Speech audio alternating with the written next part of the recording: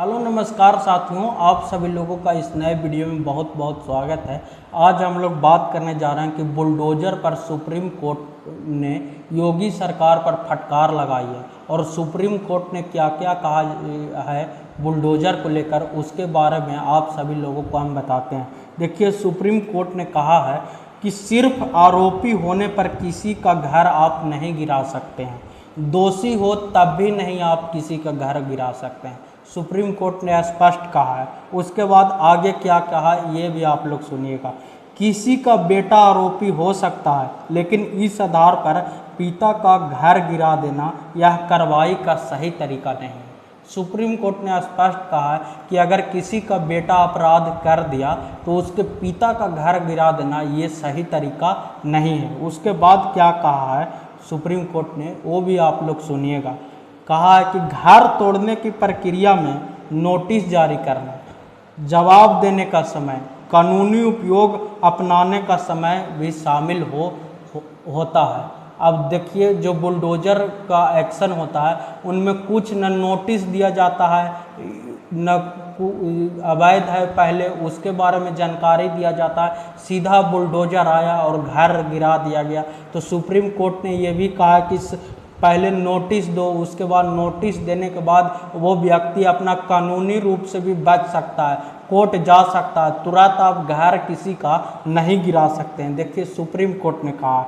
उसके बाद उन्होंने कहा है कि हम सड़कों को बाधित करने वाले किसी भी अवैध ढांचे का रक्षा नहीं करेंगे और इसमें मंदिर भी शामिल है। तो सुप्रीम कोर्ट ने कहा कि कोई अगर सड़क को कब्जा कर लिया, कोई अगर सड़क के रास्ते पर घर बना दिया, अवैध रूप से किसी ढांचे का निर्माण कर दिया, तो उसको आप गिराइए, उसको हम कोई बचाने का प्रयास नहीं करेंगे। अगर उसमें मंदिर भी है या फिर कोई धार्मिक स्थल भी है तो उसे भी आप गिराइए, क्योंकि जो पब्लिक प्लेस है, जो सड़क है, उस पर आप किसी भी अवैध तरह का ढांचा का नहीं बना सकते हैं। तो सुप्रीम कोर्ट ने ये बताया, स्पष्ट रूप से बोल दिया गया। उसके बाद अब हम लोग बात करते हैं कि बुलडोजर एक्शन कैसे होता है। तो देखिए, उत्तर प्रदेश में बुलडोजर का उपयोग कैसे होता है। देखिए, उत्तर प्रदेश में बुलडोजर का उपयोग जाति और धर्म देख कर किया जाता है। अगर कोई मुसलमान है तो विशेषकर मुसलमान है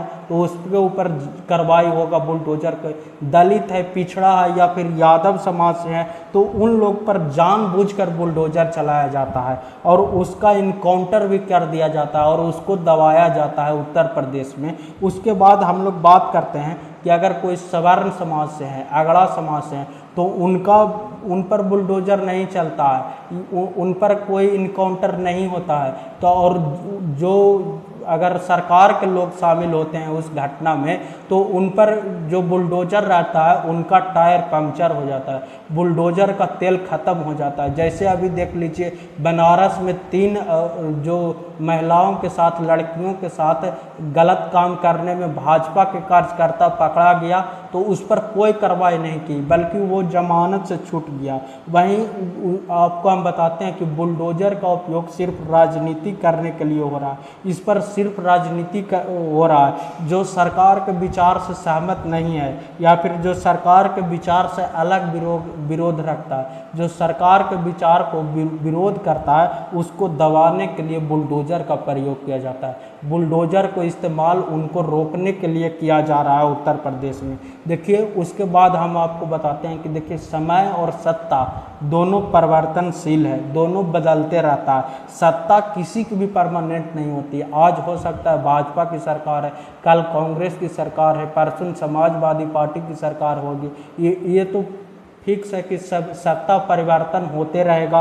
आज अगर आपकी सरकार है तो आप विरोधियों पर कार्रवाई कर रहे हैं, फिर कल किसी दूसरे की सरकार आ जाएगी तो फिर जो सरकार में आएगी वो आपके लोगों पर कार्रवाई करेगा, बुलडोजर चलाएगा, तो आपको कैसा लगेगा आप भी सोचिए, क्योंकि सत्ता परिवर्तनशील होता है। आजकल जो पुलिस है वो जज का काम कर रहा है, तो फिर जज क्या करेगा। लोकतंत्र में जो संविधान है और लोकतंत्र है उनको रौंदा जा रहा है, उनको ध्वस्त किया जा रहा है बुलडोजर के बहाना। सिर्फ आरोपी हुआ, दोष नहीं, अभी दोषी नहीं हुआ है, कोर्ट में केस भी नहीं गया है, और लाए बुलडोजर चला दिए। अभी मध्य प्रदेश में क्या हुआ, एक अपराधी अपराध कर दिया और लेकिन जो अपराधी था वो किराए के मकान में रहता था और पुलिस आई और उस मकान जो किराए में रहता था उसको बुलडोजर से ध्वस्त करा दिया, उसको गिरा दिया गया। अब जो मकान मालिक था वो चला गया कोर्ट में, अब कोर्ट में चल गया, अब सरकार उस पर जवाब देना पड़ रहा। अब सरकार के पास कोई जवाब नहीं है कि क्यों गिराया, नोटिस नहीं दिया गया। तो ये भी बहुत बड़ी समस्या है।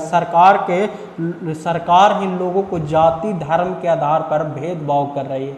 जो अगर कमज़ोर है उनके ऊपर बुलडोजर चलाया जा रहा है। देखिए, लोकतंत्र में जनता का विश्वास नहीं टूटना चाहिए, जनता का विश्वास लोकतंत्र में बना रहना चाहिए। तो इसलिए किसी सरकार को, अगर सरकार तो बहुत बड़ा चीज़ है, जब राजा ही प्रजा के साथ भेदभाव करने लग जाए तो ये बहुत बड़ी गलती है, ये बहुत बड़ी समस्या है। तो इसलिए लोकतंत्र में मुझे नहीं लगता है कि ऐसा करना चाहिए सरकार में।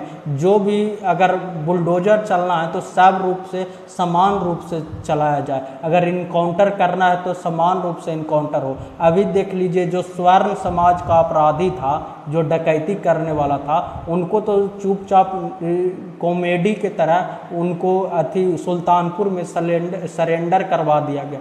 वहीं जो यादव समाज का था, जिनके ऊपर मात्र 6 अपराध था, उनको इनकाउंटर कर दिया जाता है। और जो सरकार, जो मुख्यमंत्री हैं योगी आदित्यनाथ, उनके समाज के लोग थे, उन पर 36 मुकदमा था डकैती में, उन्हें क्या कराया जाता है, सरेंडर करवा दिया जाता है। तो ये फेक इनकाउंटर भी बहुत हो रही है। आज आपकी सरकार है, कल आपकी सरकार नहीं रहेगी, फिर आपके ही लोगों पर दूसरे पार्टी के लोग, दूसरे जो सत्ता में आएंगे वो भी करवा सकते हैं। तो इसलिए आप भी सचेत रहें। तो ऐसी जानकारी के लिए हमारे चैनल को सब्सक्राइब करें। बहुत बहुत धन्यवाद।